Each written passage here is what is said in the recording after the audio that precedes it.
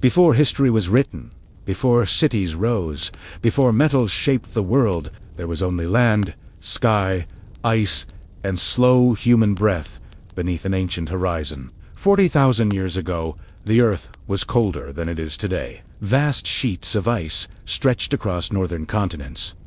Winds moved freely across open plains. Forests stood thinner in some regions, denser in others. The climate was unpredictable, but not chaotic. It followed patterns: long winters, short summers, gradual transitions, and within this immense and quiet world, small groups of humans lived carefully, attentively, and deliberately. Dawn arrives slowly in the Ice Age.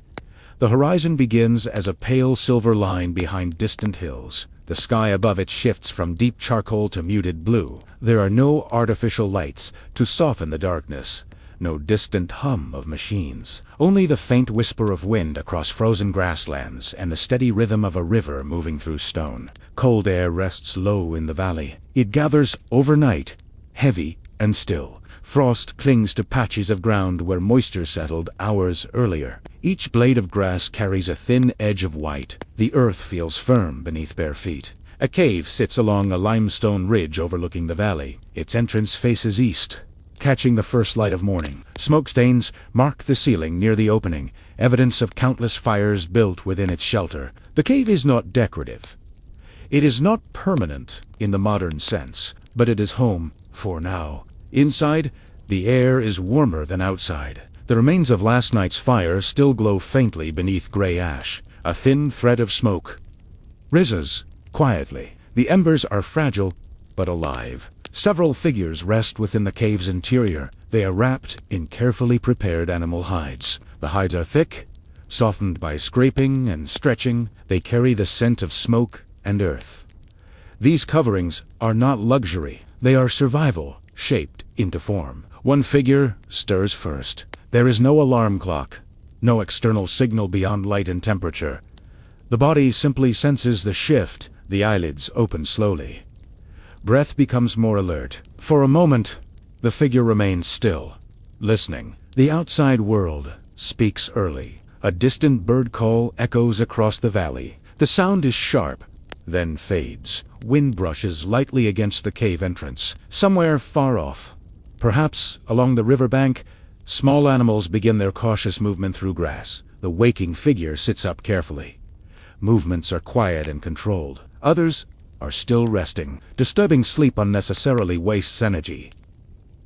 Energy is precious here. Every calorie matters. The cave walls are cool to the touch. Along one side, faint markings stretch across the stone. Lines of ochre and charcoal. Shapes that resemble animals. Large bodies with curved backs.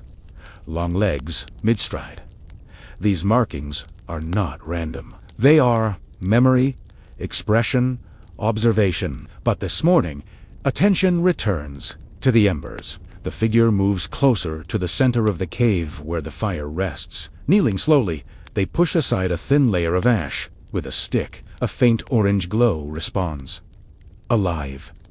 Outside, the sky brightens further. The silver horizon shifts to soft gold. Light reaches the cave entrance, touching the stone floor just inside. It advances gradually, illuminating dust particles suspended in air. Another figure begins to wake. Then another. There is no sudden conversation. Morning is not rushed. Each person adjusts to consciousness gradually, stretching fingers, rotating shoulders, inhaling the cold-tinged air. The Ice Age morning carries a distinct stillness. It is not silent, but it is uncluttered. There are no layered mechanical noises, no distant echoes of civilization. Only wind, water, and wildlife moving in balanced rhythm. Outside the cave, the valley reveals itself fully. Rolling grasslands extend toward a distant tree line. Patches of snow remain in shaded areas, despite the season shifting toward mild warmth. The river curves through the landscape like a silver thread, reflecting the brightening sky. Mist raises lightly from the water's surface, where cold air meets slightly warmer current. The movement is slow and delicate. One of the figures steps toward the cave entrance and pauses. Standing upright, they scan the horizon not with fear, but with practiced awareness. The land must be read each morning. Has anything changed overnight? Are there fresh tracks near the clearing? Are birds reacting to unseen movement? This scanning is instinctive now. It has been repeated thousands of mornings across generations. The light strengthens. Frost begins to melt along exposed surfaces. Droplets form and fall quietly onto soil. Inside the cave, someone adds dry grass and thin twigs to the ember bed. They lean forward and blow gently.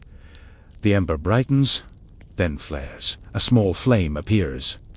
Fire returns. The warmth spreads slowly. Others gather near the growing flame, extending hands toward heat. Not dramatically, just enough to restore circulation after the cold night. 40,000 years ago, survival begins each day with observation, preparation, and restraint. There is no rushing into activity. No sudden ambition. The world rewards patience, not haste. A child wakes and sits up quietly, rubbing eyes. The child's hair is slightly tangled, face marked faintly with ash from sleeping near the fire. An adult places a steady hand on the child's shoulder, reassuring, grounding. Outside, the sun finally lifts above the horizon. Its light spreads across the valley floor, warming stone, touching treetops, igniting color in the grasses. The Ice Age landscape is not lifeless. It is vast, open, and quietly resilient. The cave, once shadowed, now holds soft morning brightness near its entrance. Deeper inside remains dim and calm. The group begins to rise fully now. Hides are folded, tools are gathered from their resting places along the wall. Stone blades, shaped carefully days or weeks before, are inspected briefly. No words are spoken loudly. Communication is efficient small gestures, short sounds, direct eye contact. This is not a dramatic world. It is a measured one.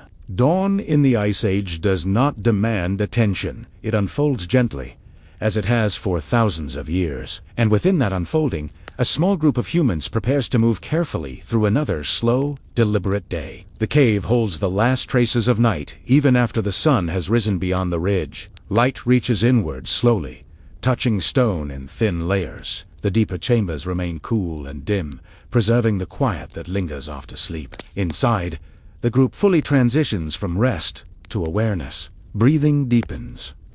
Muscles stretch. Hands press against the ground to steady rising bodies. The floor of the cave is uneven but familiar. Over time, small stones have been cleared from the main sleeping area. Layers of dried grass and soft-knit hides create insulation from the cold earth beneath. One adult carefully folds a large hide and places it along the wall. Organization is subtle but intentional. Tools remain near the same areas each day. Firewood is stacked just inside the entrance to keep it dry. Sharpened stones are kept away from where children sleep.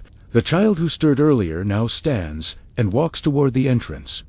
Drawn by the widening band of light, small footprints mark the thin layer of dust near the cave mouth. Outside, the valley is brighter than it was moments ago. The sky has shifted from pale gold to clear morning blue. Behind the child, two adults kneel near the revived fire. One adds slightly thicker branches. The flame strengthens, steady and confident. Smoke rises toward the ceiling and escapes through the opening above the entrance. The cave has been chosen carefully. Its natural shape allows smoke to drift outward rather than gather heavily inside. A faint warmth begins to push back the cold stored in stone overnight. Along one wall, faint cave markings become more visible in the growing light. Lines drawn in ochre form the outline of a large animal. Another marking shows overlapping shapes, perhaps representing movement or memory of a hunt long past. The pigments were made from crushed minerals mixed with fat or water. The act of marking the wall was deliberate,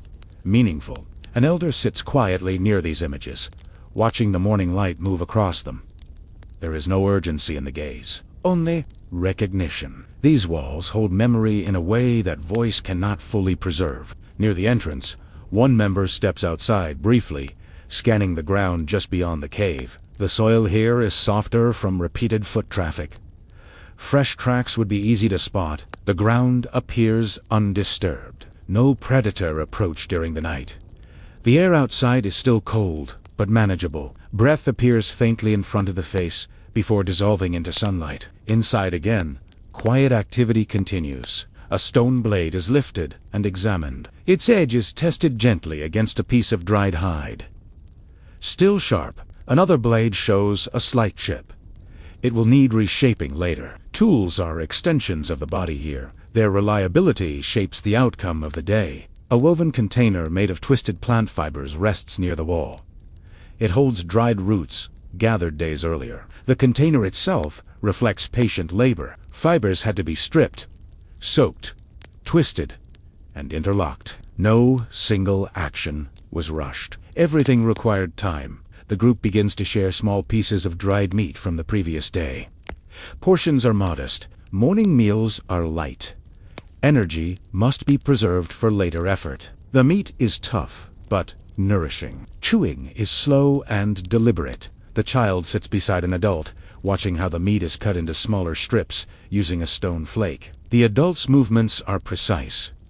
The blade glides without waste. Even in simple actions, technique matters. Outside, the valley grows more active. Birds cross the open sky in brief arcs. Insects begin to move among grasses. The river's surface reflects full daylight now, shimmering in steady motion. From this elevated cave position, much of the valley floor can be observed. It is a strategic advantage. A low sound drifts from far across the plains. It could be distant, heard movement, or perhaps wind passing through taller grasses.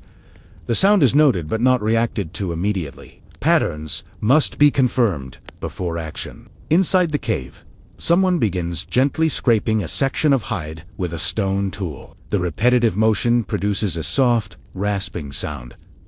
Small particles fall to the ground. The hide must remain flexible. Daily maintenance prevents cracking in colder weather. Another member gathers small fragments of charcoal from the edge of the fire and places them into a shallow stone depression. These may later be used for marking, repair, or reinforcing cave images. Morning inside the cave is structured without formal rules. Everyone understands their role through observation and memory. No one gives long instructions. Knowledge has been absorbed through years of shared repetition. A young member experiments with holding a small stone flake, imitating the posture of an adult toolmaker. The grip is awkward at first, the angle incorrect. An adult adjusts the hand gently, rotating the wrist slightly. The correction is silent, but effective. The cave remains a place of transition. It is shelter from cold, from wind, from sudden weather shifts. It is also a base point from which movement begins and to which it returns. The fire crackles softly, steady and controlled. Flames are kept moderate. Wood must be conserved. The surrounding land does not offer endless resources. Every branch gathered represents effort. Outside, sunlight now fully touches the cave entrance. Warmth spreads across the stone threshold. The child steps just beyond it, feeling the difference between shaded ground and sunlit earth. The contrast is noticeable, but gentle. The adults begin preparing for movement beyond the cave. One lifts a spear from where it leaned against the wall. The shaft is straight, hardened slightly by controlled exposure to heat. The stone tip is secured firmly with plant fibers and resin adhesive. The balance is tested with a light swing of the arm. Another member secures a small pouch at the waist, containing sharp flakes and bone tools. These will be useful if repair or quick cutting is required away from the cave. Before leaving, one last glance is given to the interior space. The fire is stable. Remaining members will tend it. The cave remains protected. Waking inside the cave is not dramatic. It is measured, structured by quiet necessity. Each movement connects to the larger rhythm of survival. Outside, the valley awaits, and the day continues to unfold. The sun has fully risen now, but the air still carries the sharp memory of night. Cold lingers in shaded stone and along the cave walls. Even with daylight outside, warmth must be created deliberately. The fire becomes the center of the morning. Inside the cave, the embers glow softly beneath a thin layer of pale ash. They survive the night because someone fed them carefully before sleep, arranging thicker wood around a core of heat. Fire here is not accidental. It is guarded, maintained, respected. One adult kneels beside the hearth, and gently pushes aside ash with a stick. A pulse of orange light responds from beneath. Alive, but fragile. The smallest mistake, too much pressure, too little fuel could smother it. Dry grass gathered the previous day is brought forward. It has been stored inside the cave to protect it from moisture. Small twigs follow, arranged loosely above the embers to allow air to pass between them. Air is as important as fuel. The adult leans closer and blows slowly. The breath is steady, controlled, not forceful. Too much wind would scatter ash and cool the core. Too little would not awaken the heat.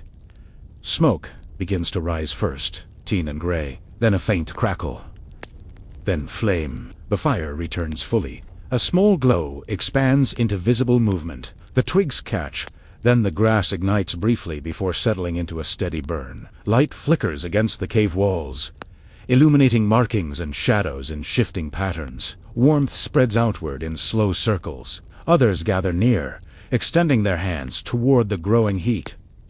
Fingers stiff from cold begin to loosen. Shoulders relax. The child sits closest, watching the flame with quiet fascination. Fire is familiar, yet never ordinary. Outside, the valley brightens further, but inside the cave the fire creates its own world. Its light moves across stone in a rhythm that feels almost alive. The ceiling above shows darkened stains from countless mornings, like this one. A thicker branch is placed carefully across the small flames. Not too heavy, not yet. The goal is to build strength gradually. Patience shapes survival. The smell of burning wood mixes with the scent of hide and earth. Smoke rises toward the natural opening near the cave entrance, drawn outward by the difference in temperature between inside and outside air. This cave has served well because of this airflow. Choosing shelter is never random. As the fire stabilizes, a small flat stone is placed near its edge. Soon it will grow warm enough to heat food gently. There is no metal pot, no structured stove, but stone and flame together create simple cooking surfaces. One adult brings forward strips of dried meat saved from the previous day. They are placed near the warmth, not directly in flame. The goal is to soften them slightly, not burn them. Controlled heat makes food easier to chew and digest. Another member holds out a piece of wood, turning it slowly in the light. It is being shaped into a future tool handle. The warmth of the fire dries it evenly, reducing the chance of cracking. Even idle moments near the hearth are productive. The fire is not only for warmth and cooking, it is protection. Predators hesitate before flame. The scent of smoke carries outward, signaling presence. Fire marks territory in a way that cannot be ignored. The child reaches cautiously toward a glowing coal, but is gently pulled back by an adult hand. The lesson is simple and immediate. Fire gives life, but it also demands respect. As the flames grow stronger, shadows inside the cave retreat further into corners. The morning no longer feels cold. The body relaxes into readiness. Outside, a breeze moves through tall grasses. The sound reaches the cave faintly, blending with the crackle of wood. The world beyond continues its rhythm. But here at the hearth, time feels centered. One member adds a thicker log at an angle, creating a stable structure. The flames adjust, curling upward and wrapping around the new fuel. Sparks lift briefly before fading into smoke. The group begins to eat small portions of warmed meat. Chewing is slow, deliberate. There is no excess. Food is fuel, not indulgence. Each bite restores energy needed for movement later in the day. The elder watches the fire quietly, observing how it burns. The color of flame, the speed of smoke, the sound of crackling wood all offer information. Damp wood hisses, dry wood snaps sharply. These details matter, especially in colder seasons. A flat stone near the flame grows hot enough to warm small roots placed upon it. The roots soften gradually, releasing a mild, earthy scent. Simple food, prepared with care. Outside, sunlight now touches the cave entrance directly. Warm air begins to mix with the cooler interior. The fire's smoke rises more smoothly, drawn outward in a steady stream. The first fire of the morning is more than routine, it is renewal. Without it, cold would linger. Food would remain tough and less nourishing. the cave would feel darker, less secure. With it, the day becomes possible. One adult stands and steps just beyond the entrance, looking back briefly at the rising smoke. It signals life. It signals presence. It signals preparation. Inside, tools are laid out closer to the hearth for inspection. Stone blades are examined in better light. A small chip is repaired with careful strikes against another stone. The rhythmic tapping echoes lightly in the cave. The fire continues to burn, stable and controlled. It will remain active throughout the day, though perhaps smaller when everyone leaves to gather or hunt. Someone will always tend it before departure. The child watches as a new piece of wood is placed onto the growing bed of coals. The flame embraces it slowly, turning solid matter into heat and light. The transformation is constant, predictable, and powerful. 40,000 years ago, mastering fire is one of humanity's greatest strengths. It allows survival beyond physical limits. It creates warmth in frozen seasons. It extends light into darkness. It transforms raw into edible. The morning now feels fully awake.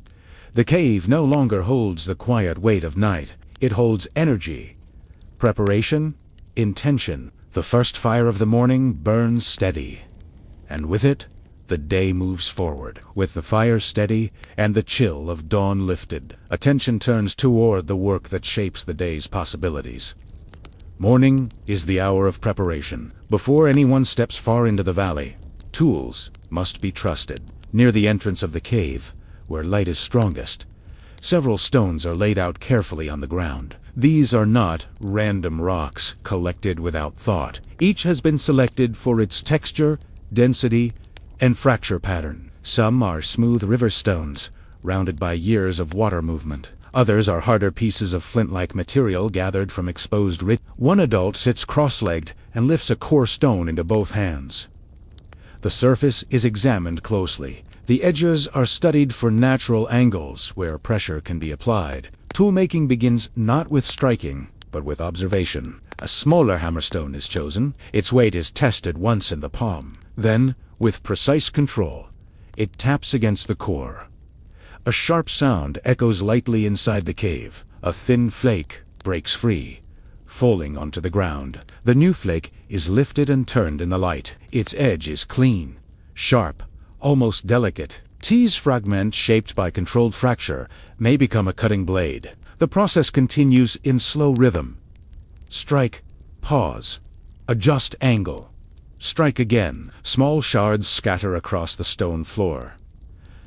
None are wasted immediately. Even broken pieces may serve as scraping tools or fine cutting edges later. Efficiency governs every action. Nearby, another member uses a bone fragment to smooth the edge of a previously shaped tool. This technique requires patience. The pressure must be steady and deliberate, removing small imperfections without dulling the blade. Fine flakes fall like dust. The soundscape of the cave shifts gently. The fire crackles behind them.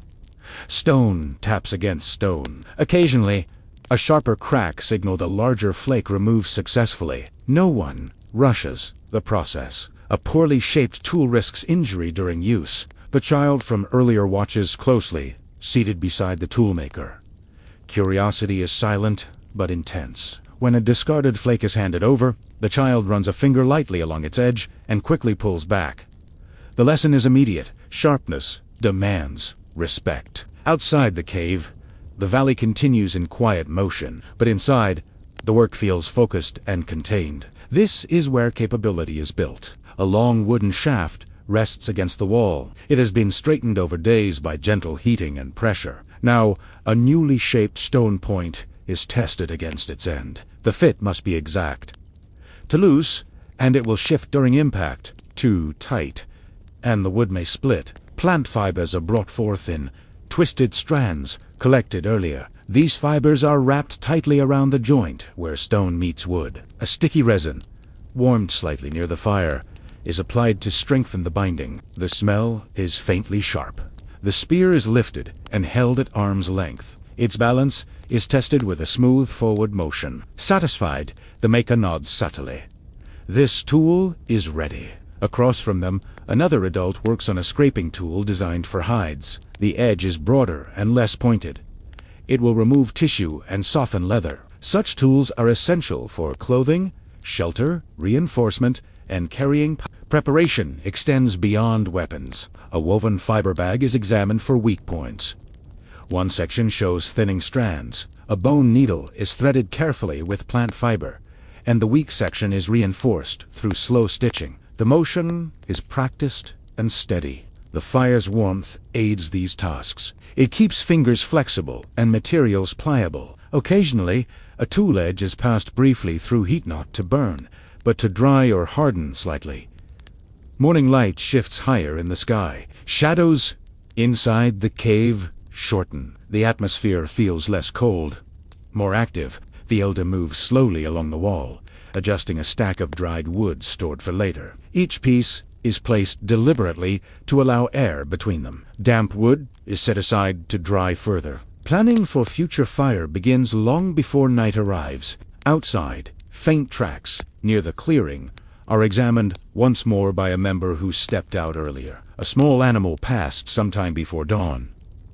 The imprint is shallow, not a threat. Still, it is noted. Back inside, stonework continues. The rhythm of shaping tools creates a steady tempo for the morning. Strike, adjust, smooth, inspect. The child is allowed to attempt a light strike on a small stone under supervision. The hammerstone taps awkwardly. The flake that breaks away is uneven, but the attempt is acknowledged.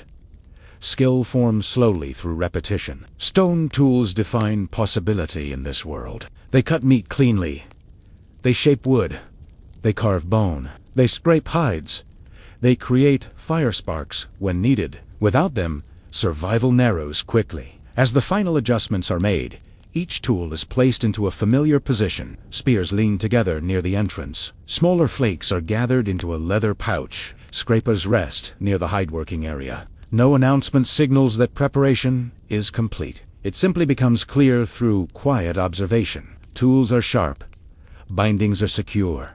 Materials are organized. The group begins to rise from their positions. Movements shift from stationary to ready. The cave, once filled with the focused energy of crafting, now holds a sense of transition. Stone tools and quiet preparation have shaped the morning into readiness. Beyond the entrance, the valley waits open, wide and unpredictable. The morning has fully settled into clarity when the hunting group steps beyond the cave's shelter. The air is no longer sharp with cold, but it still carries a crisp edge that keeps the senses alert. Sunlight spreads evenly across the valley floor, revealing movement in grass and subtle shifts in shadow. Hunting does not begin with running. It begins with listening. 3 members move forward first, spears balanced comfortably in their hands.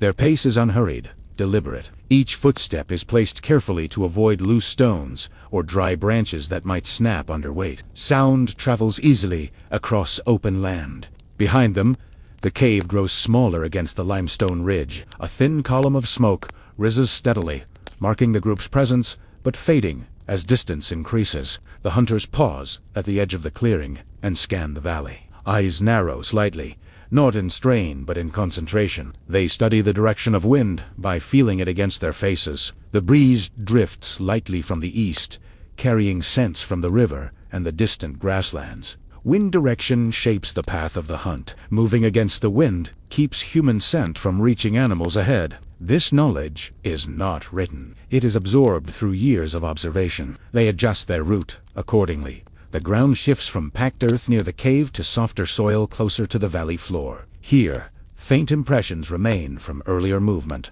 One hunter kneels and presses fingertips lightly against the surface of a fresh track. Split hoof marks. The edges are still sharp, not yet softened by wind. The herd passed recently, perhaps at first light. The hunter studies the spacing between prints. Calm movement, no signs of panic. The animals were grazing, not fleeing. That is good. The group rises and continues forward, keeping distance between each other to reduce their visible shape. They are not a cluster. They are separate figures moving in quiet coordination. The tall grasses brush lightly against their legs. Insects rise briefly with each step, before settling again. The river's sound grows clearer as they near its bend, a steady rush over stone. At a distance, faint movement catches the eye. A small group of deer stands near the water's edge. Heads lowered, grazing, one lifts its head occasionally, ears turning in slow rotation. Alert, but not alarmed. The hunters stop immediately. Stillness becomes their greatest tool. Bodies lower slightly. Knees bend. Breathing slows. Even the grip on the spear relaxes to prevent unnecessary tension. Muscles remain ready but controlled. They study the herd's pattern. Which animals stand slightly apart? Which appears slower? A young one, perhaps? Or one distracted by grazing near thicker brush? Time stretches. The world narrows to detect the flick of a tail, the angle of sunlight against fur, the direction of shifting wind. No sudden movement is made. Patience conserves energy and increases success. One hunter begins to circle gradually to the left, staying downwind. Another remains still, creating no disturbance. The third shifts slightly forward, careful not to disturb loose stones. The deer lift their heads again, sensing something subtle in the air. But the wind favors the hunters. Human scent does not reach them. A bird calls sharply from a nearby tree. For a moment, tension rises. The herd stiffens, but the call fades. No immediate danger is confirmed. The hunter closest to range positions the spear carefully. The grip tightens just enough. The body aligns with the target. The arm draws back, slowly, smoothly. There is no shout, no dramatic rush. Only motion. The spear releases in a single, fluid action. It cuts through open air with controlled force. The herd reacts instantly, scattering in different directions. Hooves strike earth. Rapidly, grass bends and snaps beneath them. One deer stumbles near the riverbank. The hunters move forward now. No longer slow, but not reckless. They approach with focus, ensuring the animal is secured quickly and respectfully. There is no celebration, no raised voice. The moment is quiet and solemn. Life has been taken. Life will be sustained. They kneel beside the animal and work efficiently. A stone blade opens the hide with careful precision. Movements are practiced, minimizing waste. Blood darkens the soil before soaking in. Every part will be used. Meat will feed the group. Hide will become clothing or shelter reinforcement. Bones will shape future tools. Sinew will bind spear tips. Nothing is discarded carelessly. The river continues its steady movement beside them, indifferent yet constant. Above, birds begin to circle, drawn by scent and movement. The hunters work steadily, but without panic. They are aware of the environment, aware that other predators may approach if too much time passes. Once the meat is separated into manageable portions, it is wrapped in hide and secured for carrying. The load is shared evenly. No single hunter carries more than necessary. Before leaving, one pauses briefly and places a hand on the ground where the animal fell, a gesture of acknowledgement. Silent, but meaningful. The journey back begins at a steady pace. Energy must be conserved. The day is still long. As they move toward the cave, sunlight stands higher in the sky. The valley appears unchanged to an outside observer. But for the group, the day has shifted. The slow hunt has ended not in chaos, but in balance, and the rhythm of survival continues. While the hunters move across the valley, another rhythm unfolds closer to the cave. Survival does not depend on hunting alone. It rests on quiet, steady gathering and activity, less dramatic, but equally essential. Two adults and the child step away from the limestone ridge, moving toward a gentle slope where low shrubs grow in scattered clusters. The ground here is softer, darker with moisture that lingers from the river's slow bend nearby. Sunlight reaches this area fully by mid-morning, warming the soil just enough to make digging easier. They carry woven fiber containers slung over their shoulders. Each container is light but strong, made from twisted plant strands collected weeks earlier. The weaving pattern allows air to circulate, preventing gathered food from spoiling too quickly. Gathering begins not with picking, but with observation. One adult kneels and brushes aside surface leaves to expose the base of a familiar plant. The shape of the leaves, the way the stem branches, the faint scent released when crushed between fingers, these details confirm identification. Knowledge of plants is precise. A mistake here could bring illness. Using a pointed wooden digging stick, the adult loosens soil around the plant's base. The movement is firm but controlled. The earth gives way slowly. A pale root appears beneath the surface. The root is pulled free carefully, shaking loose the clinging soil.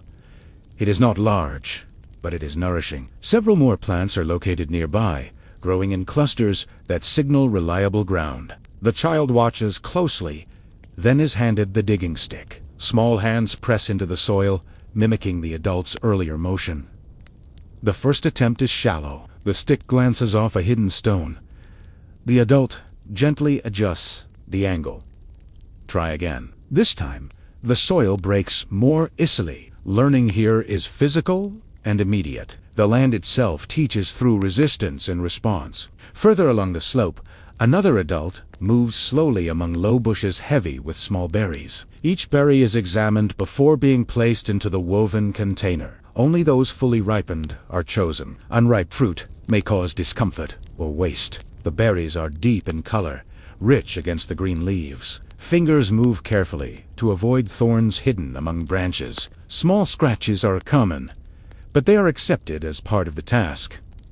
The valley feels peaceful at this hour. The sun is warm but not harsh. A faint breeze moves gently across the grasses. Insects hum softly, rising and settling as the gatherers pass. From this vantage point, the cave entrance remains visible in the distance. Smoke from the morning fire still drifts upward in a thin column. It is a reminder of home, of warmth, of shared space, waiting for return. The gathering continues steadily. Roots are cleaned lightly against flat stones before being placed into containers. Leaves not needed are left behind, returning to soil.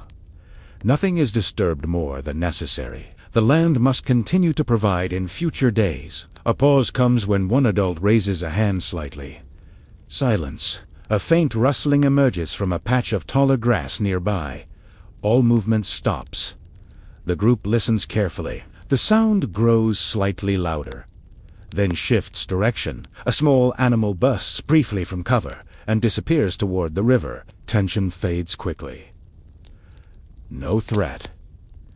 Just shared space. The work resumes. As the containers grow heavier, they are redistributed evenly. The child carries a small portion, learning the balance between effort and strength. Pride shows quietly in posture. Contribution matters, no matter how small. Closer to the riverbank, edible shoots are gathered from moist soil. These will be cooked later on warm stones near the fire. Some will be dried for future days. Planning stretches beyond the present moment. Above, clouds drift slowly across open sky. Their movement is gradual, casting faint shadows that pass over the land without urgency. Gathering requires patience of a different kind than hunting. It is repetitive, quiet, methodical. There is no sudden climax, no single decisive moment. Instead, it builds security piece by piece, root by root, berry by berry. The adults speak occasionally in low tones, short phrases that confirm direction or identify new plants. The language is practical, shaped by necessity. When the containers are sufficiently filled, the group pauses to drink from the river. Hands cup the cool water carefully. The surface reflects the bright sky above, broken by gentle ripples. Standing again, they begin the walk back toward the cave. The path upward feels slightly heavier now with gathered food, but it is a good weight, a productive weight. As they approach the limestone ridge, the entrance to the cave grows clearer.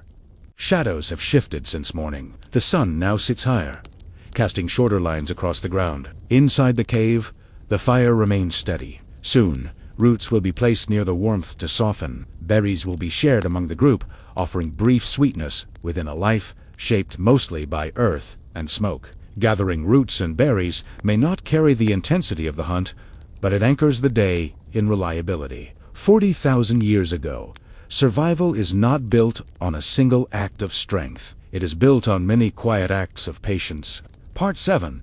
Gathering Roots and Berries. By the time the sun has climbed high enough to warm the stone walls of the valley, the hunt has moved beyond sight, and another quiet task begins. Not every day brings a successful kill, and not every meal depends on meat. In truth, much of survival in the Paleolithic world depends on what can be gathered patiently from the earth. This is the steady work that fills the hours between uncertainty and hope.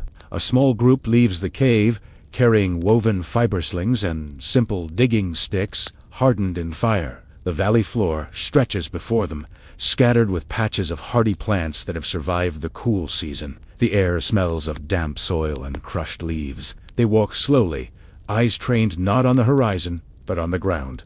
Knowledge guides their steps. They know which roots are safe and which can harm. They recognize the shape of edible leaves, the color of ripe berries, the subtle differences between nourishment and poison. This knowledge does not live in written words. It lives in memory, passed from voice to voice, from hand to hand, across generations. One of them kneels near a patch of broad-leafed plants. With the digging stick, they press into the soil and pry gently. The earth resists at first, then loosens. A thick root emerges, coated in dark soil.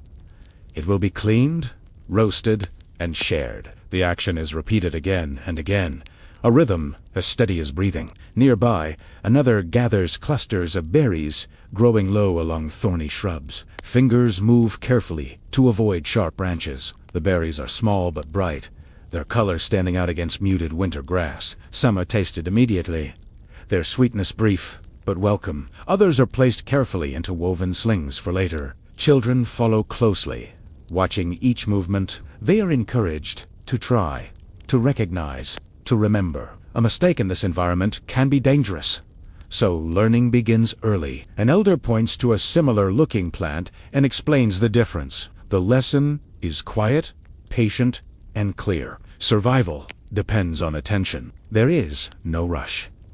The pace is deliberate. Gathering requires awareness more than strength. Every step is a decision. Every plant examined carries a question. Is this safe? Is this ready? Is this worth the effort? The answers are shaped by seasons, by past experience, and by stories of what happened before. Occasionnally, they pause to scan the horizon. Even in this calm task, caution remains.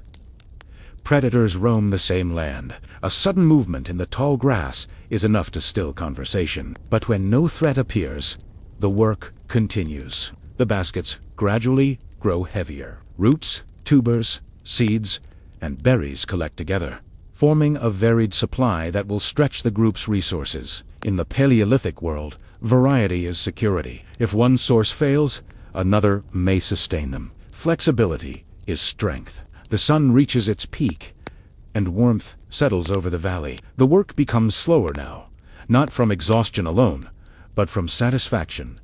Enough has been gathered for the day. There is no reason to strip the land bare. Experience teaches them that tomorrow must also be considered. Before returning, one of the elders pauses beside a patch of plants and gently covers a disturbed root area with soil. It is a small act, but not meaningless. Whether guided by instinct or early understanding, there is recognition that the earth must continue to provide. Taking and leaving exist in balance. They begin the walk back toward the cave, the weight of the gathered food pulling gently against their shoulders. The landscape looks different now, not because it has changed, but because it has given something. The valley is no longer only a place of uncertainty. It is a source of life. In the distance, smoke from the cave fire rises faintly into the pale sky. It is a signal of safety and community. Soon, the gathered roots will roast beside the flames. The berries will be shared. The simple labor of the morning will transform into nourishment. This is how much of life unfolds 40,000 years ago. Not in constant drama, but in steady, attentive effort. Survival is built on patience. The earth offers its gifts quietly, and those who endure are those who learn to listen. As the group disappears into the shelter of stone once more, the valley returns to stillness. The plants remain rooted in place, waiting for another day. And inside the cave, preparation begins again, shaped by hands that understand the slow rhythm of the Paleolithic world. The work of the morning has passed, and the valley settles into a softer rhythm. The hunt has not yet returned. The gatherers have come back with roots and berries. The fire inside the cave burns steadily. But for now, there is no urgency. The sun stands high above the land, pale and distant, yet warm enough to ease the chill that lingers in stone and bone. Some step outside the cave and sit on flat rocks, warmed by light. The sky above stretches wide and uninterrupted. There are no walls here, no boundaries drawn by hands. Only the horizon, vast and patient, reminding them how small they are within this Ice Age world. Midday is not a time of idleness. It is a time of quiet restoration. Muscles that have worked since dawn are allowed to loosen. Shoulders lower, breathing slows. A few lie back against smooth stone, eyes half closed, listening to the faint movement of wind through dry grass. The children who have been watching and learning all morning now allow themselves a measure of play. They mimic the hunters, fashioning small pretend spears from fallen branches. They practice throwing at a marked stone. Their laughter is brief but clear, cutting gently through the still air. Even in a harsh world, there is room for lightness. An elder sits slightly apart, gazing toward the distant hills. This rest is also a moment of observation. The land is studied not only during movement, but during stillness. Patterns of birds in the sky, the direction of drifting clouds, the behavior of grazing animals far away. These details hold information. The Paleolithic mind is always gathering. Even when the body is still, the gathered roots are laid out on flat stones to dry slightly before roasting. Berries are sorted carefully, separating those ready to eat from those that will last longer if kept cool in the cave's shadows. Each small task is unhurried, but precise.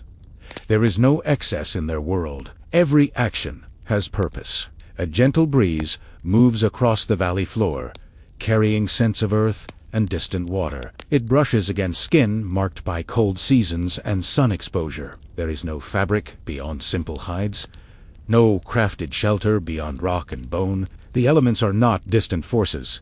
They are constant companions. One of the hunters returns briefly from scouting, not yet with prey, but with information. Tracks have been found near the riverbank. The herd is moving slowly. The report is shared calmly, without excitement or disappointment.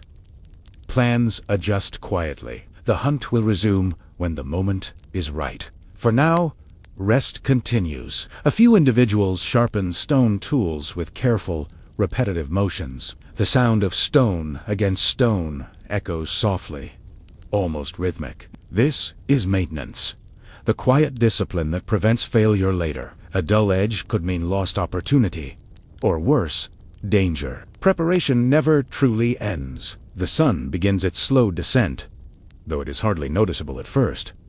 Shadows shift subtly across the valley floor. The warmth of midday will not last long in this Ice Age climate.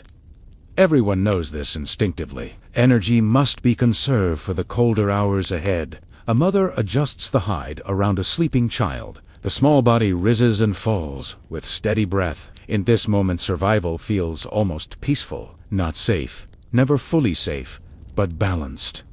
The tribe has food. The fire is alive. The land, for now, is quiet. There is something profound about this pause in the day. In a world without clocks or measured hours, time is felt rather than counted. The position of the sun, the length of shadow, the cooling of air, these are the markers of existence. Life is not rushed. It unfolds according to light and need. Far overhead, a large bird circles, its wings steady against the pale sky. Someone notices eyes. Follow its path. Even rest contains awareness. There is no complete surrender to comfort. The Paleolithic world demands attention, even during calm. As the light softens slightly, the group begins to shift. Bodies rise from stone. Tools are gathered. The hunters prepare to move once more. The quiet interlude under the open sky has restored strength and sharpened thought. Midday rest is not an escape from survival. It is part of Italiano. In these still hours, energy returns, knowledge is shared, and the tribe recenters itself within the vast landscape. Beneath the enormous sky of 40,000 years ago, they sit not as conquerors of the land, but as careful participants in it. And as the day continues its slow turning, the valley prepares to witness the next chapter of their endurance. As the sun begins its slow descent and the sharp brightness of midday softens, activity shifts deeper inside the cave. The outer world remains vast and unpredictable. But within these stone walls, another kind of work begins, quieter, more deliberate, and deeply human. Near the back of the cave, where darkness thickens and the air feels cooler, a small group gathers beside the steady glow of a controlled flame. The fire is not large. It is carefully managed so that smoke drifts upward without choking the chamber. Light flickers across uneven rock surfaces, revealing natural curves and textures shaped over thousands of years. On one wall, faint outlines already exist, shadows of animals traced in charcoal and earth pigment. Some are fresh. Others have faded slightly with time. Bison, deer, and horses emerge from stone as if they are moving within it. The wall is not seen as blank space. It is seen as possibility. An adult kneels beside a small collection of mineral pigments laid out on a flat stone. Red ochre, ground carefully into powder. Black charcoal from last night's fire. Pale clay gathered from the riverbank. Each substance is mixed with animal fat or water to create a thicker consistency. The process is patient and practiced. A child watches closely, eyes reflecting the firelight. The adult dips fingers into the red mixture and presses them gently against the rock. A mark appears simple, curved, intentional. The stone absorbs the color unevenly, giving texture to the line. Another figure begins to take shape. The artist studies the natural bulge of the rock wall, using its curve to suggest the powerful shoulder of a bison. A crack in the stone becomes the outline of a spine. The flickering light makes the animal seem almost alive, shifting with every movement of flame. This is not decoration alone. It is memory. It is communication. It may be preparation for the hunt, a way to understand the animal's form and movement. It may be spiritual, a quiet acknowledgement of the life they depend upon. No words are written, yet meaning fills the space. The strokes are confident but controlled. Years of observation guide Everline. The artist has watched herds move across valleys, seen muscles tense before running, understood how hooves strike the ground. That knowledge now transfers to stone. Nearby, a hand is placed flat against the wall. Another dips a hollow bone into pigment, then blows carefully across it. A soft cloud of color spreads around the fingers. When the hand is removed, its outline remains clear, unmistakable. A presence, a mark that says, "We were here." The child hesitates, then repeats the action with assistance. A smaller handprint appears beside the larger one, generations touching the same wall, leaving proof of continuity in a world shaped by uncertainty. The cave grows quieter as concentration deepens. Outside, the wind may move across the valley, and distant animals may shift across open ground. But inside, time feels suspended. The rhythm of breathing, the soft scrape of charcoal against stone, the faint crackle of fire, these sounds define the moment. Art in this world is not separated from survival. It is woven into it. It strengthens memory. It builds identity. It unites the group around shared experience. In drawing the animals, they study them. In marking the walls, they mark their place within the land. Light from the entrance stretches farther into the cave as the afternoon advances. Shadows grow longer, and the painted forms appear deeper, more dimensional. For a brief moment, the stone seems to carry motion. When the work pauses, the group steps back to observe. There is no applause, no loud celebration, only quiet recognition. The image feels right. Balanced, complete. For now, the pigments are covered carefully. The fire is adjusted. Nothing is wasted. As they move back toward the entrance, the painted animals remain in the dim chamber, illuminated faintly by the last natural light of the day. They will endure beyond this afternoon, beyond this season, perhaps beyond the memory of the hands that shaped them. 40,000 years ago, inside a limestone cave, human imagination leaves a permanent trace. Not only hunters, not only gatherers. Late afternoon settles gently over the landscape, and the pace of the day slows once more. The air cools slightly, and long shadows stretch across the valley floor. Inside and just outside the cave entrance, the youngest members of the group gather close to the adults. This is the quiet hour of teaching, not through formal instruction, but through demonstration, repetition, and shared attention. A child sits beside an older woman who holds a small stone core in her hand. The stone is not remarkable at first glance. It is rough, gray, and uneven, yet in practiced hands, it becomes possibility. The woman turns it slowly, examining its angles, searching for the right point of impact. The child watches closely, absorbing not just the movement, but the patience behind it. With controlled precision, the woman strikes the core using a harder hammerstone. A sharp flake breaks away cleanly. She pauses, then strikes again at a different angle. Another flake falls to the ground. The shape begins to change. The child reaches out and touches the edge carefully, feeling how sharp it has become. No long explanation is needed. The lesson lives in observation. Nearby, a man demonstrates how to attach a stone blade to a wooden shaft. He shows how sinew is wrapped tightly around the joint, how moisture helps the fibers tighten as they dry. A young boy imitates the movements, his hands less steady but determined. The adult corrects him gently, adjusting his grip, guiding his hands without impatience. Learning here is not rushed. Survival does not allow carelessness, but it also does not allow panic. Skills must be absorbed deeply and slowly. On the open ground near the cave, two children practice throwing small wooden spears at a target scratched into the dirt. Their throws are uneven, sometimes weak, sometimes wild. An older sibling retrieves the spears and shows how to align the shoulder, how to balance the body before release. They laugh softly when a throw misses badly, but the lesson continues. Beyond physical skills, other knowledge is passed along in quieter ways. An elder points toward distant mountains, describing through gestures and short phrases where herds move during certain seasons. He traces invisible lines in the air, mapping rivers and valleys. The children listen carefully. This mental map will one day guide them across unfamiliar ground. A mother kneels beside a patch of plants gathered earlier in the day. She separates edible roots from those that must be avoided. The children observe the subtle differences: leaf, shape, smell, texture of the skin. Mistakes here can be dangerous. Attention is everything. As the sun dips lower, storytelling begins to blend with instruction. An older member of the group reenacts the movements of a past hunt, exaggerating the posture of the animal, the direction of the wind, the final decisive moment. The children sit still, eyes wide. They are not only entertained, they are learning strategy, caution, and courage. There are no written manuals, no classrooms. The land is the classroom. Experience is the text. The youngest child toddles near the entrance, watched closely by two adults. Even this small movement is part of learning understanding space, balance, distance from danger. The cave itself becomes a teacher, with its uneven floor and shifting light. Teaching here is communal. Responsibility does not belong to one individual.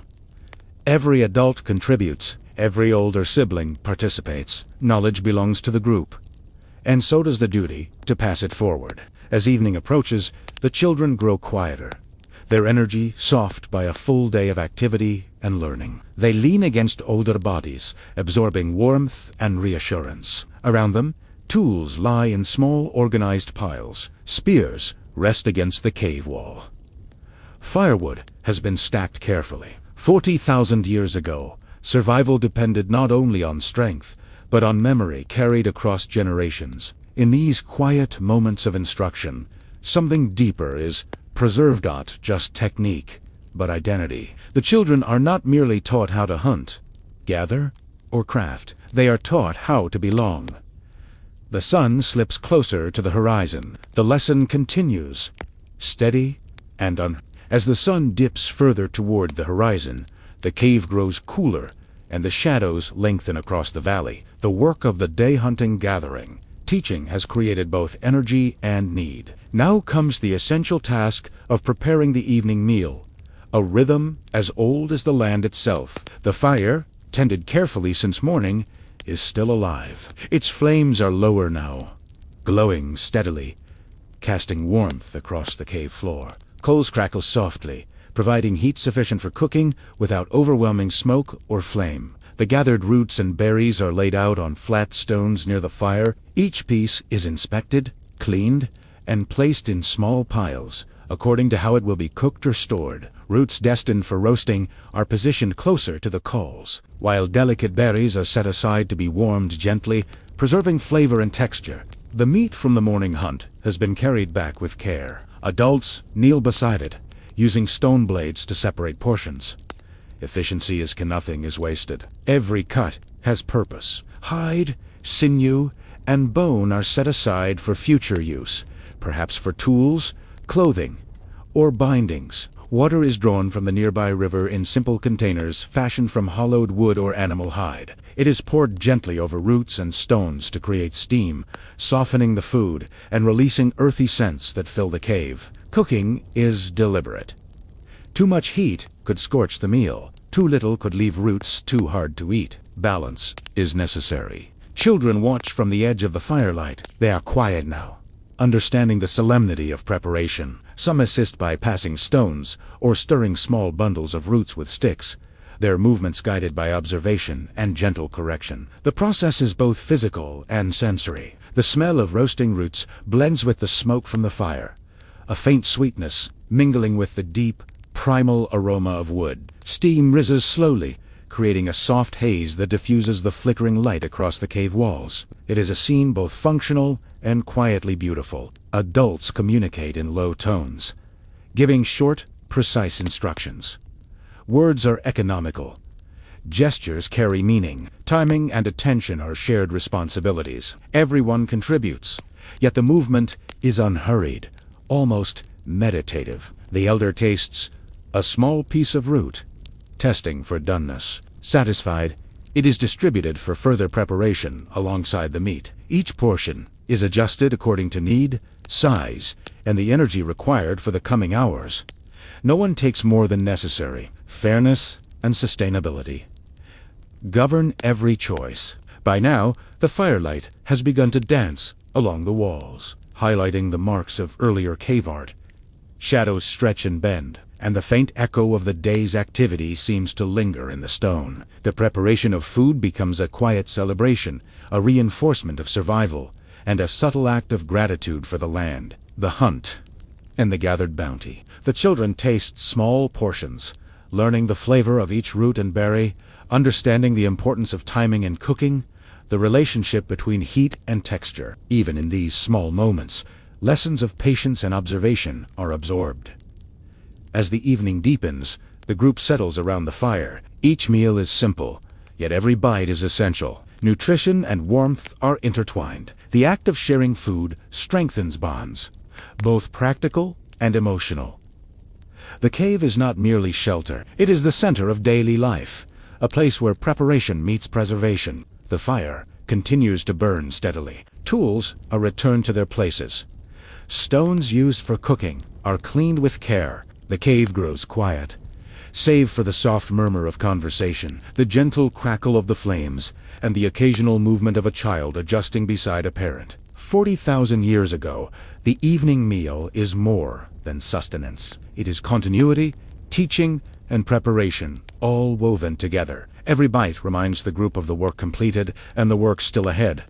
A ritual repeated day after day, season after season. As darkness creeps along the valley outside, the cave glows warmly. The evening meal has been prepared, shared, and respected. Survival is secured, for now, by diligence, patience, and quiet discipline. Night falls fully over the valley, and the cave is transformed. Shadows stretch across the walls, twisting over painted animals and stone surfaces, illuminated by the steady glow of the fire. The day's labor hunting, gathering, teaching, and cooking has concluded, but the work of understanding and connection continues. This is the hour for stories. The adults settle around the fire, leaning against stone or each other for warmth. Children cluster close, eyes wide and ears attentive. The firelight flickers across faces, highlighting lines, expressions, and the subtle gestures that accompany every tale. Stories are not just entertainment. They are lessons, maps of memory, and tools for survival. One elder begins softly, recounting a hunt from many seasons past. Each action is described with deliberate empathista. Way the herd moved, the shift of the wind, the placement of a spear. The children lean forward instinctively, absorbing each detail. Another recounts a day when a sudden storm forced the group to shelter in a distant hollow. The wind howled, and water rose quickly around their feet. The story teaches caution, preparation, and respect for the elements. There are no embellishments beyond what is necessary. Exaggeration could mislead. The youngest children sit quietly, repeating phrases they hear, mimicking gestures, and occasionally asking questions in soft tones. The adults respond, answering briefly but clearly. Knowledge flows naturally through conversation and observation, woven into the narrative of survival.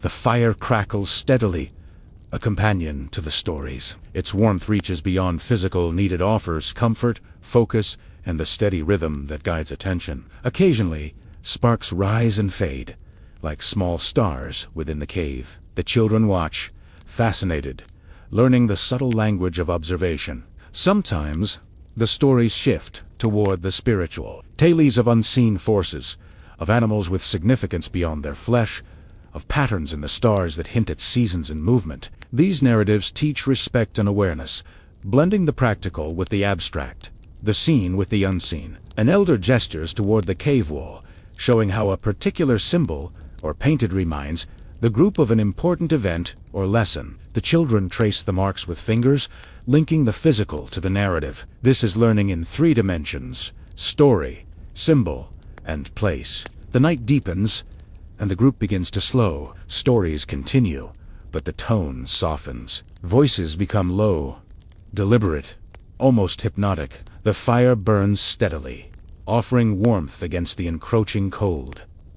Each story builds connection. They reinforce social bonds, transmit essential knowledge, and give context to the day's work. Lessons from hunts, seasons, plants, and survival are embedded in memory through narrative, rhythm, repetition, and engagement. By the time the youngest fall asleep beside their caregivers, the fire has reduced to glowing embers. The stories linger in the minds of all who listened. Knowledge, caution, and culture have been passed from one generation to the next. 40,000 years ago, storytelling is not luxury, it is necessity. Around the fire, survival is taught, bonds are strengthened, and identity is preserved. The cave becomes both classroom and sanctuary, illuminated by the soft glow of flame and the lasting power of human memory. As the night deepens outside, the tribe rests, carrying the day's lessons in heart and mind, ready to rise with the next sun. The fire's glow dims further as night deepens over the valley. Outside,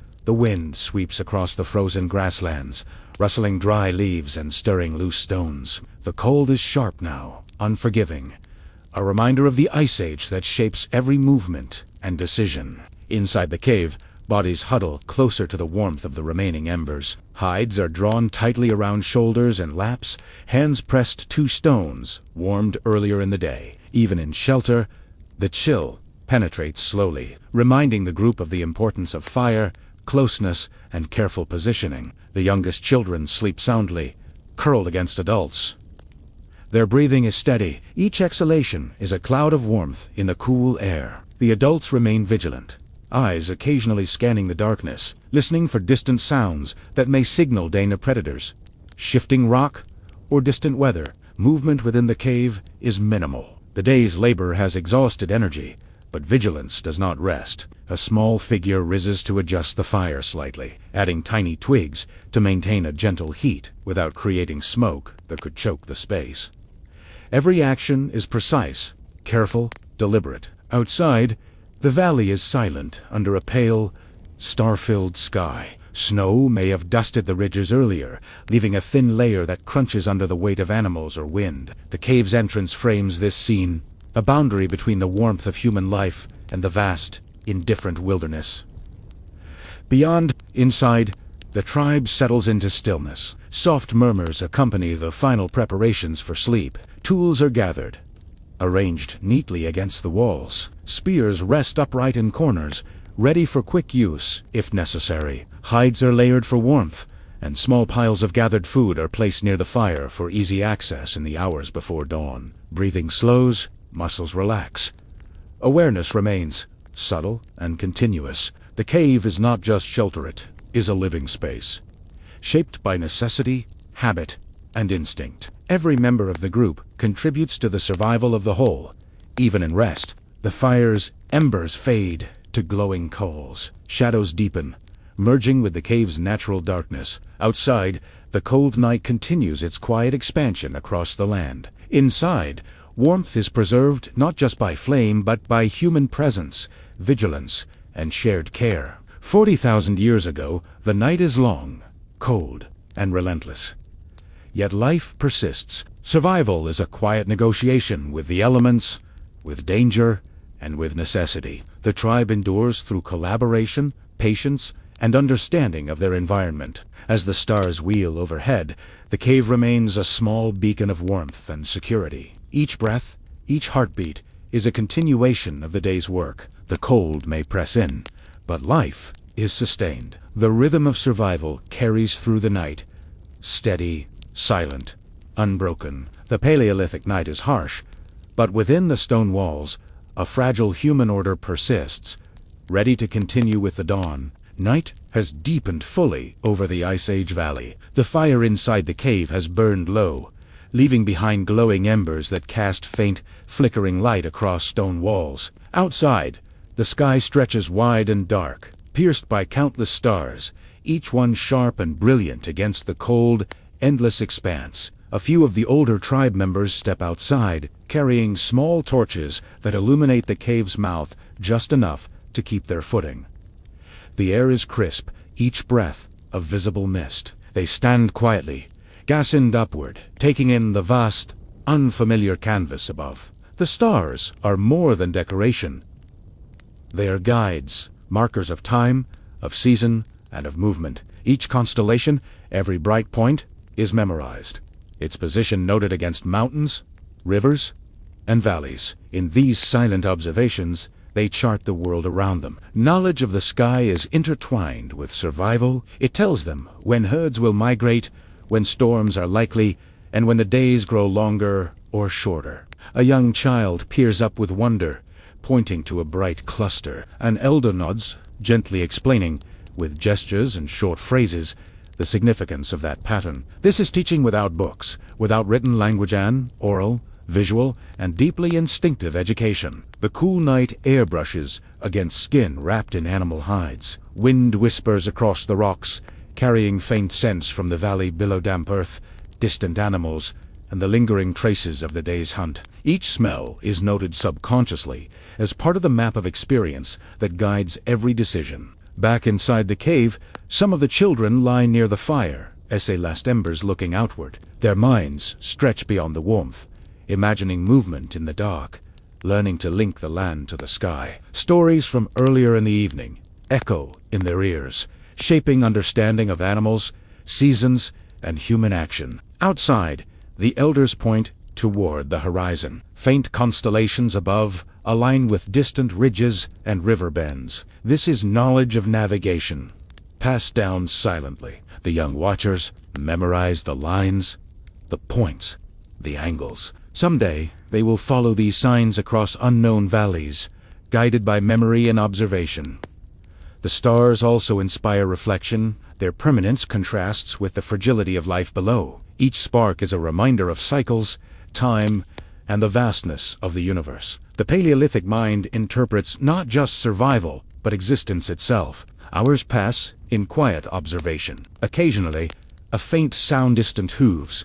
A wind gust reminds the group of the ever-present world beyond the cave.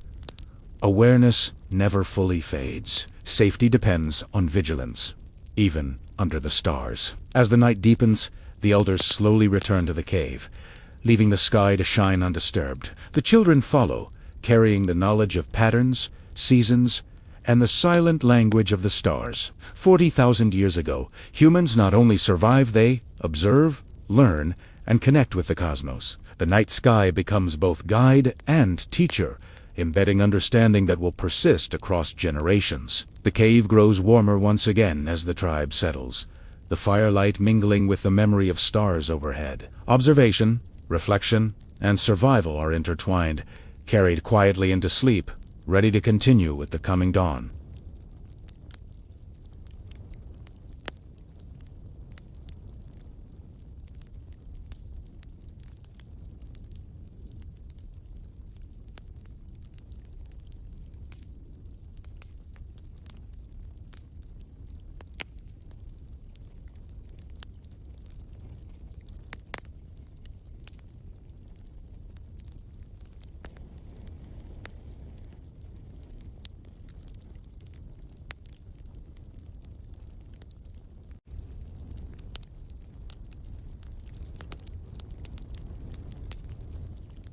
Today we will talk about a very old history topic.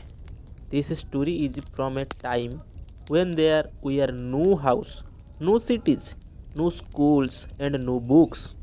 This is the story of fire. Fire is not just a thing but that burns. Fire changed everything. Fire made human different from animals. Without fire there would be no food like today, no protection, no progress, and maybe no modern world. This is the story of how fire slowly changed human life step by step. Long ago, humans were very weak. They had no clothes, no proper homes, and no weapons. They lived in forest and open land. They were always afraid. Big animals hunted them, cold weather hot there, dark nights scared them. Human ate raw food. Raw meat was hard to chew. Raw plants were bitter and dangerous. People got sick easily. Many people died young. Life was very hard. The first time humans saw fire. Yes, fire was not first made by human. Fire came from nature. Lighting heat trees, volcanoes burned land, dry forest caught fire. Early humans saw fire from far away. They saw bright light. They felt heat. At first, they were scared. Fire was dangerous. Fire burned skin. Fire destroyed trees. But humans are curious. They watched fire carefully. Slowly, humans understood something important. Fire is dangerous, but fire is also useful. Fire give heat, fire give light. People start keeping fire interested of running away. They carried burning wood from natural fire. They portrayed that fire carefully. If fire dead, life became hard again. Fire became like a friend. Fire and warmth. Cold weather was deadly before fire. Winter killed many people. People slept at night. Fire changed this. Fire kept human warm and people could live in a colder place. They could travel to new lands. Fire helped humans survive winter. This was a very big change in history. Fire and light. Before fire, night was very dark. Darkness brought fear. Wild animal hunted at night. Fire brought light. People could see at night. They could stay together. They could talk and think. This helped humans before social. This helped humans share idea. Fire created community. Fire and protection. Fire scared wild animal we are afraid of flame. They stayed away from fire. Humans used fire as protection. They slept near fire. This saved many lives. Fire became a side fire and cooked food. This was one of the biggest change in human history. Yes, human learned to cook food. Cooked meat was soft. Cooked plant were safe. People became stronger. Their brains grew bigger. Good food gave more energy. Scientists believe cooking helped human become intelligent. Fire helped create the human brain. Fire and tools. Fire helped humans make tools. They hardened wood in fire. They shaped stone using heat. Later, fire helped me melt metal. This lead to copper tools. They bronze tools. They iron tools.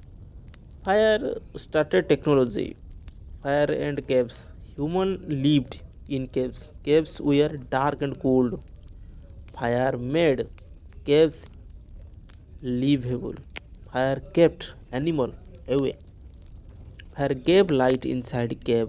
Human painted on cave walls using firelight. This was early art. This was early culture. Fire and social life. Fire brought people together. People sat around fire, they talked, they shared stories. This was the beginning of language, this was the beginning of tradition. Fire created human society, learned to make fire. At first, human protected natural fire. Later, they learned to make fire. They rubbed stones, they rubbed wood. This was a huge discovery. Now fire was always available. Human we are no longer dependent on nature. This was the freedom. Fire and migration. Fire allowed humans to move. They went to good lands. They crossed mountains. Fire helped humans to spread across the world, from Africa to Asia, from Asia to Europe, from Europe to everywhere. Fire helped humans conquering that plant. Fire and religion. Religion. Fire became scared. People believe fire was a magic. People worshipped fire. Yes, many religions used fire. Fire rituals started. Fire became a symbol of life. Fire and farming. Fire helped clear forest. People burned land. This made farming possible. Yes, farming changed human life. People settled down. Villages formed and cities were born. Are you know? Fast start civilization. Fire and industry. Thousands of years later, fire powered machine, fire boiled water, steam and gas were born.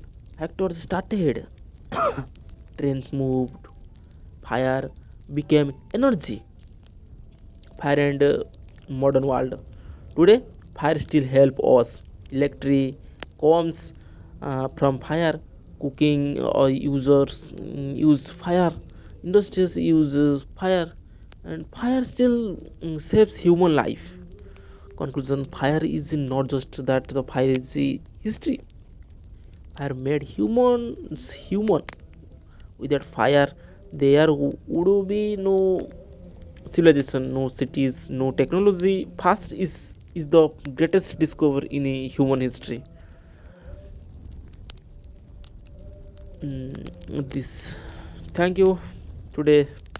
Now this is a very interesting story. I am feeling mm, very relaxed now because I am try to very best now to please subscribe, like, and comment. Thank you. Today we will talk about a very old history topic. This story is from a time when there were no house, no cities, no schools, and no books. This is the story of fire.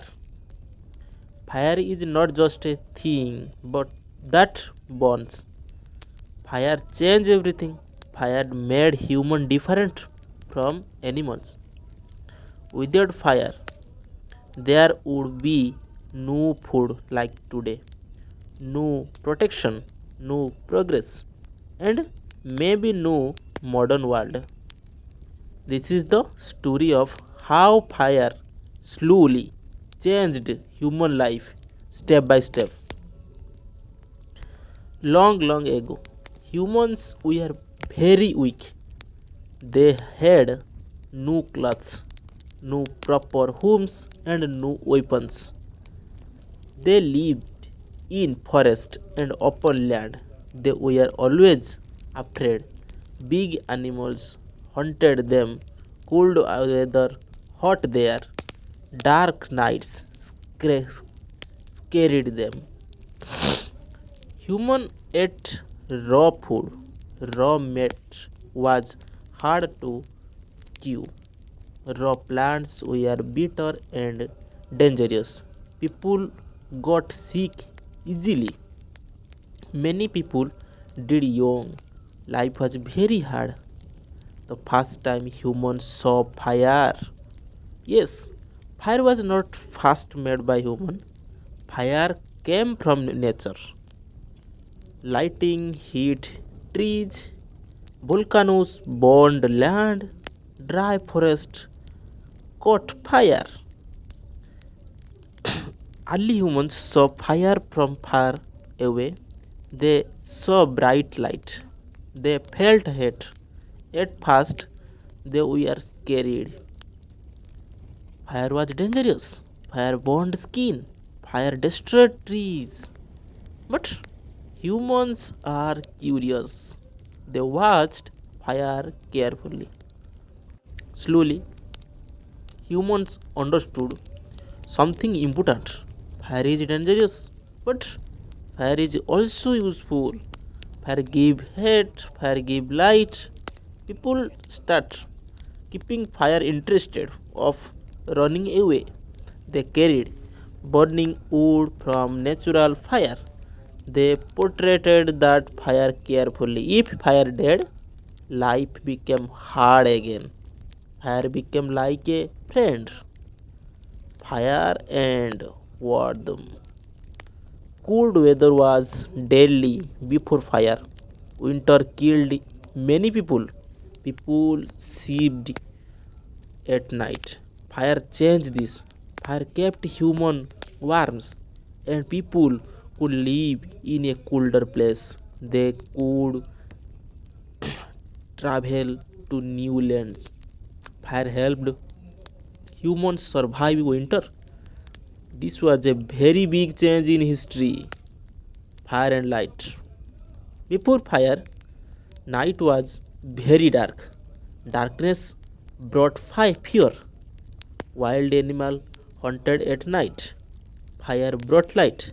People could see at night. They could stay together. They could talk and think.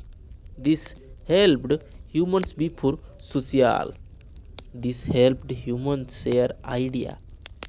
Fire created community. Fire and protection. Fire scared wild animal. Animal were afraid of flame. They stayed away from fire. Humans used fire as protection. They slept near fire. This saved many lives. Fire became a side fire and cooked food. This was one of the biggest change in human history. Yes, human learned to cook food. Cooked meat was soft. Cooked plant were safe. People became stronger. Their brains grew bigger. Good food gave more energy. Scientists believe cooking helped human become intelligent. Fire helped create the human brain. Fire and tools. Fire helped humans make tools. They hardened wood in fire. They shaped stone using heat. Later, fire helped me melt metal. This lead to copper tools. They bronze tools. They iron tools. Fire started technology. Fire and caves. Human lived in caves. Caves were dark and cold. Fire made caves livable. Fire kept animal away. Fire gave light inside cave. Human painted on cave walls using firelight. This was early art. This was early culture. Fire and social life. Fire brought people together.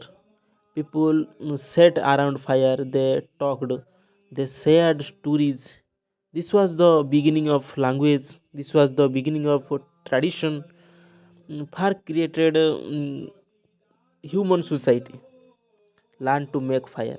At first, human protected natural fire. Later, they learned to make fire. They rubbed stones, they rubbed wood. This was a huge discovery. Now fire was always available. Human we are no longer dependent on nature. This was the freedom. Fire and migration. Fire allowed humans to move. They went to good lands. They crossed mountains. Fire helped humans to spread across the world. From Africa to Asia, from Asia to Europe, from Europe to everywhere. Fire helped humans conquering that plant. Fire and religion. Fire became scared. People believe fire was a magic. People worshipped fire. Yes, many religions used fire. Fire rituals started. Fire became a symbol of life. Fire and farming. Fire helped clear forest. People burned land. This made farming possible. Yes, farming changed human life. People settled down. Villages formed and cities were born. Are you know? Fast start civilization. Fire and industry. Thousands of years later, fire powered machine, fire boiled water, steam and gas were born. Factors started, trains moved, fire became energy. Fire and modern world. Today, fire still help us. Electric comes from fire. Cooking or users use fire. Industries uses fire, and fire still saves human life. Conclusion: fire is not just that the fire is the history. Fire made humans human. Without fire, there would be no civilization, no cities, no technology. Fast is the greatest discovery in human history. This, thank you. Today, now this is a very interesting story. I am feeling mm, very, very, very, very relaxed now because I am try to very, very, very best now to please subscribe, like, and comment. Thank you.